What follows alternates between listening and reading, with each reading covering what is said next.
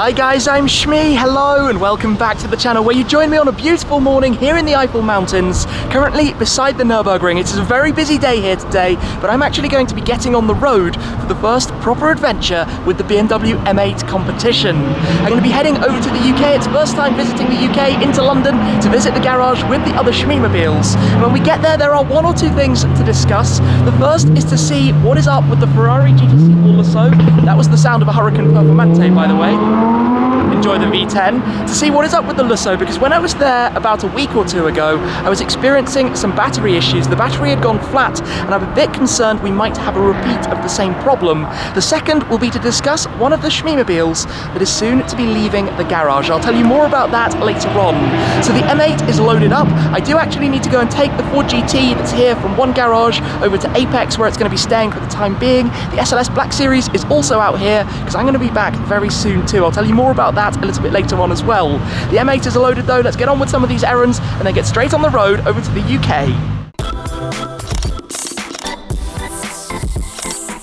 There are a lot of nice cars around here at the moment, including a McLaren Senna just crawling by with an ultraviolet GT3 RS right behind it. You get the point. Now the car is ready for the drive. It's about 4.5 hours with the M8 from here to the Eurotunnel in Calais. Then we have the crossing underneath the channel before another couple of hours, M4 convertible, another couple of hours in towards central London. Now the M8 is prepped and you can actually get quite a lot of stuff in here. We have filled up the boot completely. As you can see, you can get a decent amount of things inside and even use the back seats. One of the advantages, obviously, of a coupe like this, like, oh, he says you need to unlock the car there, by having back seats, is that you can, if you don't need to take passengers, get some things back there too. So that's all ready. For the meantime, I do need to head to the GT to check it is still exactly where I left it and get it moved over towards Apex, where it'll be staying just for the time being, because I'm going to be back here really quite soon. In fact, back here with another one or two of the Shmeemobiles, which will be quite fun as well. So let's go grab the GT and take that over. First task, to take the GT over to Apex. We will hop on board here. I actually gave it a wash yesterday, so it's all nice and clean, and I will hopefully have another lap or two with it when I do come back out here in the not too distant future. So let's get this started back up.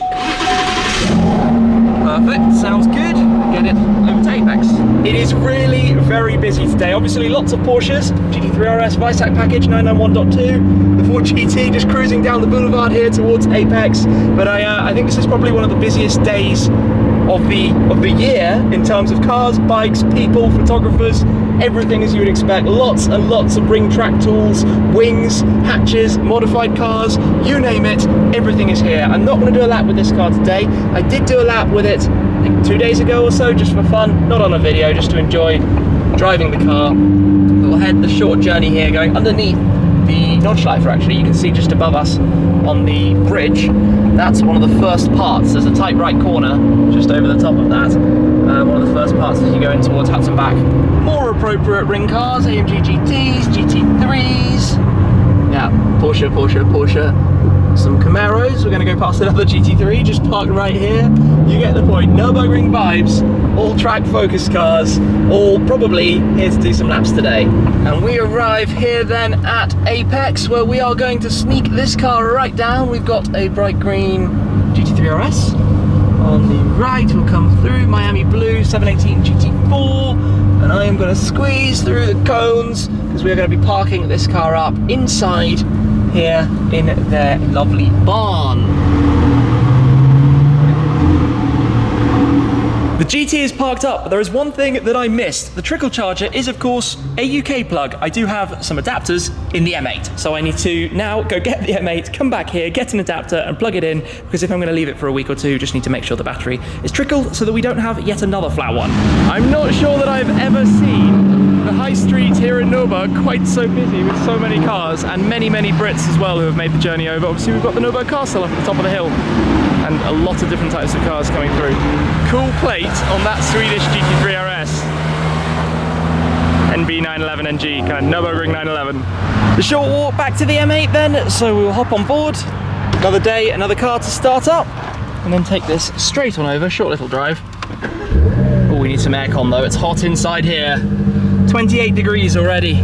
Back over here, all plugged in, lights are on and doing their thing, so that is good, and kind of tidied away more neatly. I normally have it running out of the nose piece and over the side. I might start doing it that way in future. For now though, we will lock up the car, say farewell to it, and see it again, well, in a week or so. It is farewell then to the Nurburgring for the moment. We make our way out. The nav says 4 hours and 24 minutes, so we've got a little bit of Autobahn, which should be quite fun with this. Then the long journey through Belgium, a short stretch through France, and then we get to the Eurotunnel crossing over towards the UK. We're away from the countryside roads, out onto the Autobahn. It is de-restricted here, but it is also quite busy. There are lots of caravans and trailers and campers and things out on the road. And that was a really big bug that just got splattered on the windscreen. Oops. I think we're going to have quite a few bugs come the end of this journey at least.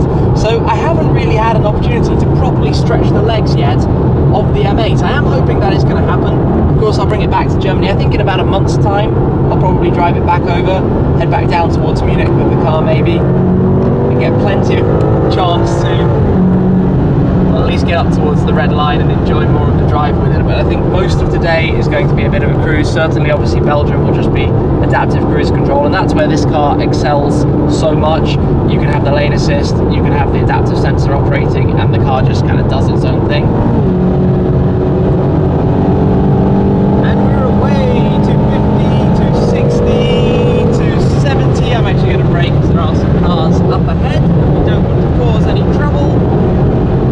This thing, of course, gets a move on, and it's surprisingly calm and just relaxing when it does so. As I said recently, when I had my first Autobahn run with it, you feel it 250, 260. This is where the car is just pretty comfortable for a long cruise.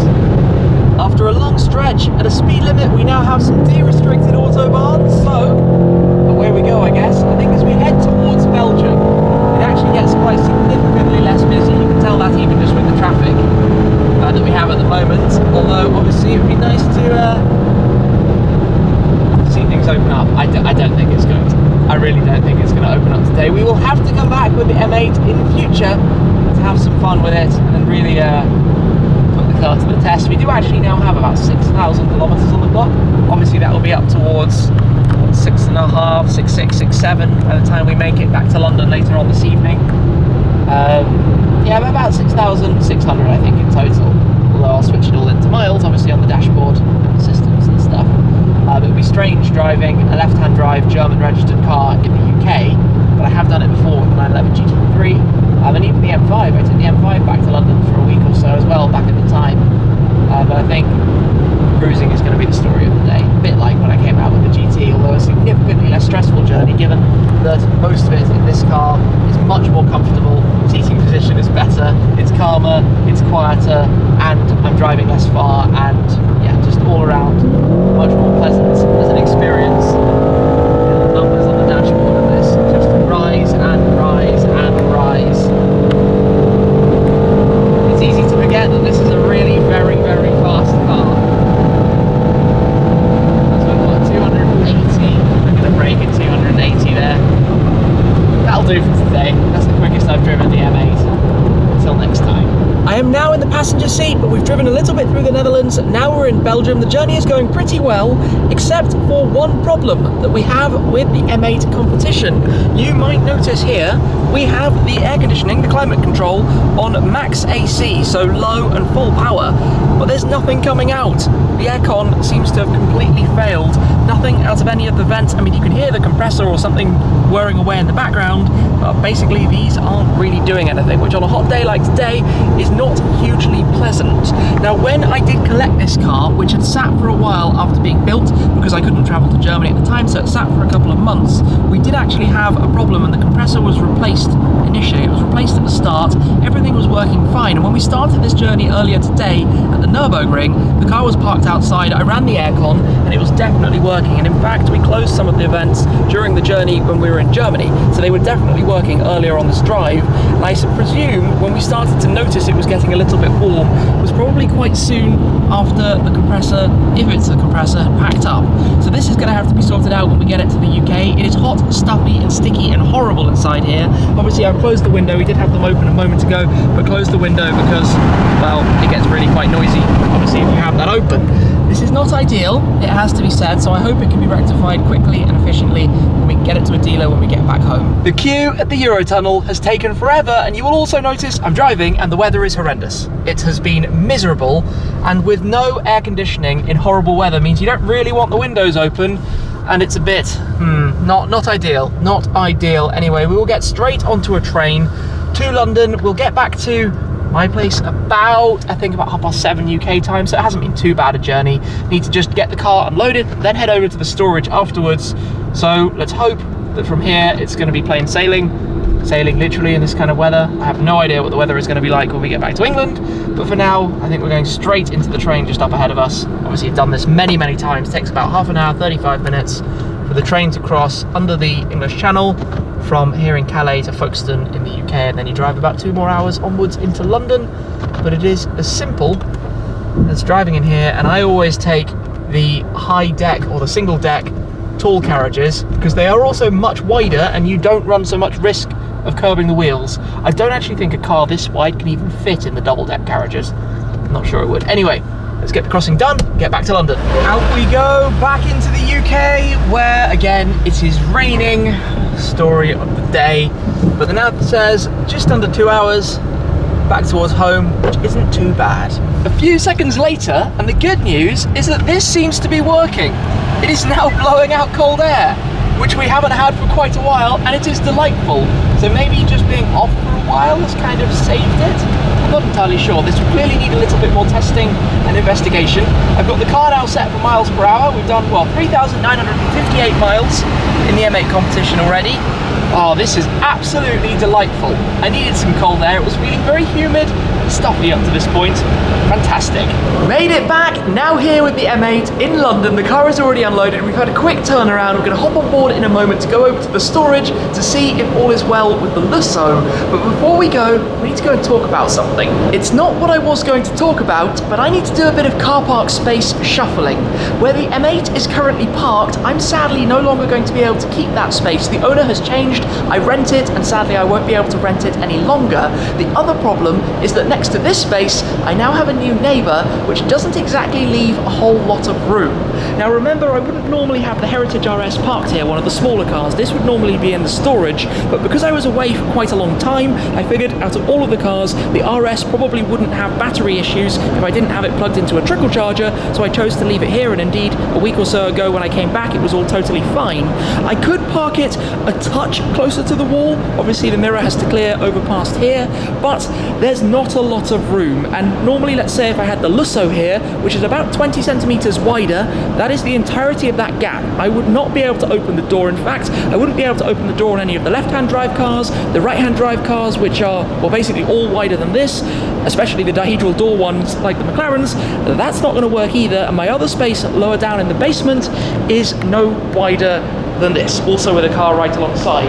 So I'm not entirely sure at the moment, having just come back, what I'm going to do to solve this with cars and parking spaces, because I already have too many cars as it is. This might just accelerate the Shmuseum idea. Now, talking about the Shmuseum idea, that is going to bring me on to coming down this way for a second, where the Supra is currently parked. Now, I've got an opportunity, potentially, this and some other things, but to do so, as I recently posted on social media, it might involve me having to say farewell to a Shmeemobile or two. Now, you guys unanimously said that there was one car that didn't make sense as a Shmeemobile. It was the Toyota GR Supra. Now, don't get me wrong, this thing has been a fantastic daily driver. I've owned it for the best part of a year now, enjoyed it a lot. It's been around the Nurburgring, it's been to Cars and Coffee Munich, but I think, considering everything right now, market, income, etc., it doesn't make sense to hold on to the Supra any longer. So almost certainly it is going to be going for sale. I feel a bit torn up about this. I would have loved to have kept it, but I think out of all of the cars, if there was anything that was going to depart, and you have to remember what I enjoy driving the most, this is probably the one that serves, if I could say this, the least purpose. I use it a fair amount, but nothing that I couldn't use the Heritage RS for, or the G63, or the GTC for. So I appreciate I'm very spoiled and lucky to experience so many different cars. The A90 edition is a very special thing, no question about that, and I've enjoyed it a lot. I hope you guys have enjoyed the videos with it, but I think this might be the last time we see the Supra. For the time being though, let's hop back in the M8, go over to the storage, and see if the Lusso is going to live. And back then with some of the cars. I've parked the M8 next to the Lusso. I've just pulled off the cover of the Lusso before we give it a go in a second. But of course here we have the Senna, the GT8, the G63, not so well disguised, and the GTR Pro, which I drove back in on my last trip before I went out with the Ford GT, which is why we have an empty space just here right now. Now the good news, if we come round towards the back of this car, and yes, there is a Senna door parked or sat right behind, the trickle charger has the right lights on it. This is looking good. This is looking exactly how it should, which means I am going to try to take a step on board and start it up. So, step one, that looked like it was actually already unlocked, which is slightly odd. That was bad of me. So it's been unlocked, I think, the entire time that I've been away. Whoops. He says, I just locked it again. Unlock, or maybe I just pressed the wrong button. I'm not even sure right now. I'm so tired from today. So let's take a step inside here. You can start it with the trickle plugged in, and given I'm not going anywhere for the moment, that wakes up normally as you would expect. Even the radio comes on. We will turn that off. So should we give this a go, see if it comes into life? Good stuff. That's what we needed. That is exactly what we needed from the Lusso. All is well. The battery is alive. Sorry, you probably can't hear me. That thing is so loud inside here, but it was a big thanks to Windrush, who lent me their C-Tech Pro reconditioner to bring this back to life. I think I'm going to get one of those myself to have if I should ever need it. But the fact that that lives, now we've got the end of the cold start, is a very big relief. I was a bit worried again about it today. I hoped it would kick back into life, and thankfully it has been able to do so. So, good news, good to be back with the cars at the moment. A couple of things I need to get sorted out quickly before, I think, basically heading back and wrapping up. After letting it run for a while, I've just switched off the Lusso, all well on that front, and of course moved the M8 to take a few pictures of it here in London for the first time. After today's drive, it is going to need a good clean, completely covered in bug splats at the front. Of course, earlier today, we were driving pretty quickly with this car on the German Autobahns. But while we are here and some of the cars are uncovered, let me tell you about the plan that is coming next. So I'm going to be here in the UK for a little bit, quite a few cool videos to come. Then my next outing to Germany is going to be in the G63 with a trailer behind it, with the Senna inside. I'm finally going to take the Senna in a trailer with the G63 on a road trip with some big plans ahead. I cannot wait for what is going to be coming, and also to get the Senna back out around continental Europe as well. It's going to be epic fun. At the moment, I'm just enjoying as much driving as possible, avoiding taking planes, obviously, with everything at the moment, and to be honest, having a fantastic time out on the roads. And I've really enjoyed today at the wheel of the M8 as well. As you can tell, I'm completely exhausted right now, as always, after one of these long journeys, but looking forward to what is coming up in the next couple of days here in the UK, and now very relieved that all is still well on the front of the Lusso. I'm just going to have to sort out some parking spaces. That's going to be a bit complicated. For now though, I'm heading back home to have a rest. Thank you very much for watching, as always guys. That's it for now, and I'll see you again very soon. Cheers!